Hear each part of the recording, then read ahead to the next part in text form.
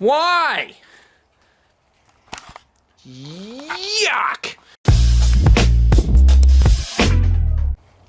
Welcome to the show. Welcome to the Log Cabin Chop Shop. Mower build day 2. As we left off, we had the engine in place, and we realised we had to cut some more bolt holes for the engine mount, because obviously the engine mount bolt holes are bigger and different than this one. And I near thought about actually taking the plate off this frame and flipping the engine upside down and actually seeing if we can mark out the holes there, but we're not going to worry about it. We're just going to sit it on here and make it call it a day.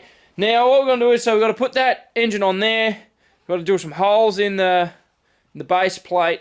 Now I don't think I've got any bolts to bolt it down, because everything that comes with it, everything that come off the original motor, obviously just screwed into the block. This motor looks like it was bolted into position, because all the holes for the mounts are clear, there's no threads in them, so I think she had nut and bolt combinations, which is perfectly fine.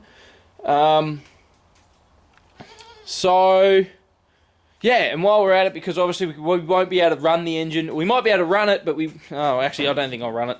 We won't run the engine, we'll just put the pulley on it. We're going to put the original pulley back on it with the original all the way as it was, if that shaft fits that mower engine, which it should. We're going to run it, see how fast it goes, stock standard, just with a new engine in it, because obviously we can't speed test it because the original engine is blown up. So we're going to speed test it with the V-twin, original gearing, and then what we're going to do is we're going to flip the pulley, and I'm going to show you guys my idea. We're going to give it a crack. I've never done it before. We're going to try it. We're going to flip the pulley, and my way we're going to have to do, it's going to be grinding and some welding, so it's probably not going to be the easiest way of doing it, but it might be the most efficient. And then what we're going to do is, as well, we've got the engine mocked up where it's supposed to go. We're going to remove the rear transaxle. We're going to take the diff out of it.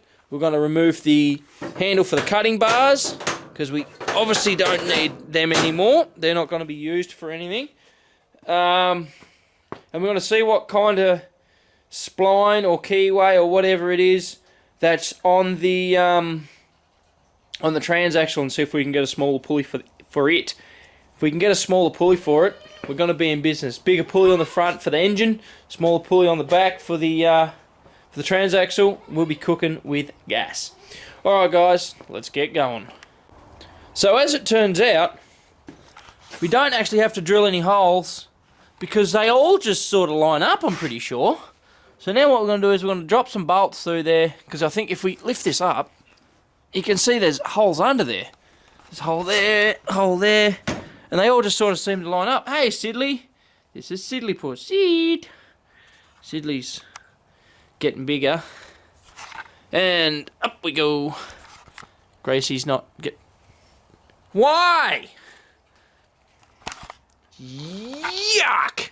Anyway, so we quickly drove to the hardware store, bought some nuts and bolts. Hopefully they're the right size, because obviously we're shooting blind here. We're just going to open this up one-handed, because I'm a mad bugger. Now, these come with nut. Oh! They've given us an extra... Oh! Look at that! They've given us an extra bolt and an extra nut. But we got some lock nuts anyway. So, who is this? And what do they want? Nothing. They don't want anything, because we didn't answer the phone in time. Anyway, so what we're going to do is we're just going to slot all these into place. Just like so. Oh, we're going to have to figure out. There it is. There's one hole in. Now, hopefully we can just get the rest of them in. And then it's just a matter of positioning.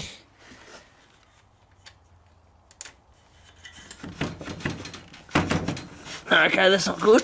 Oh, there we go. There's one. Now, so it turns out this mower must have been utilised by possibly a few different companies, and they might have put a few different types of engines on. Hence why these all have more mount holes. So that one there fits straight into there. Look at that. We got one down in here, which I don't think we're going to be able to fit because the exhaust's in the way. Along with everything else. Oh, it's right in there. I can't get it in there. Come on. Oh, there we go. We got 4 bolts in. Wow, that was... And here I was thinking we had to drill holes. Oh, that just made life so much easier. Alright then, so what we're going to do is bolt it down and start stripping the engine. First things first, we're going to flip these, we're going to cut these off, flip and round, if we can, if they'll let us do that, like if they fit properly, We're going to run us some real minty like side pipes. They're going to look absolutely smashing with the 2.5 inch, 2.5 inch, fucking dickhead. Gosh dang knobber head.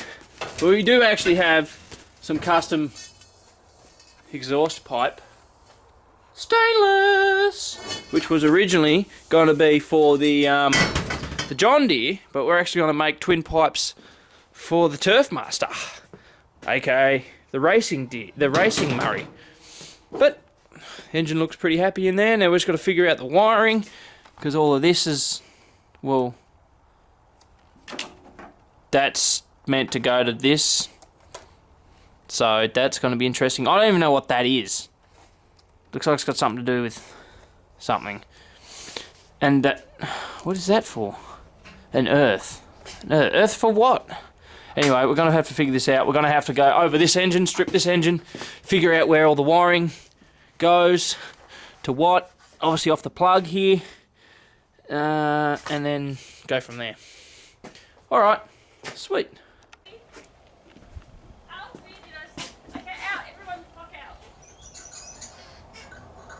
Thanks for watching, and I'll see you next time.